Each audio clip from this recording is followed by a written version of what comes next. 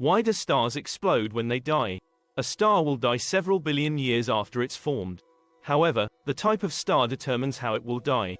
A star like our Sun will die due to its core shrinking under the force of gravity after it runs out of hydrogen fuel. But in the top layers of the star, hydrogen fusion takes place and the star becomes hotter as the center shrinks.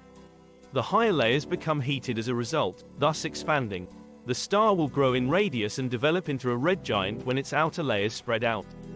The red giant Sun's radius will be just outside of Earth's orbit. After this, the core will eventually get heated enough for the helium to fuse with carbon. The core will enlarge and cool when the remaining helium fuel runs out. A planetary nebula will develop around the dying star as the higher layers expand and eject material that has gathered there. The core will gradually cool into a white dwarf, which will subsequently transform into a black dwarf over time. It will take several billion years to complete this process. There are also stars much more massive than our own Sun.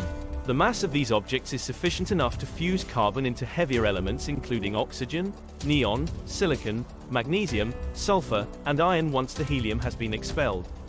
It can no longer burn once the core has transformed into iron. The iron core warms up as the star collapses under the force of its own gravity.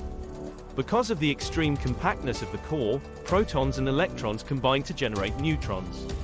The iron core, which is roughly the size of Earth, shrinks to a neutron core with a radius of about 6 miles, or 10 kilometers, in less than a second.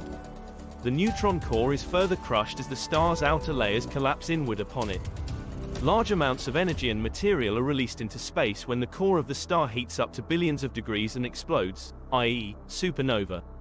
Other interstellar clouds may experience star formation due to the supernova's shock wave. Depending on the mass of the original star, the core's remnants can either produce a neutron star or a black hole.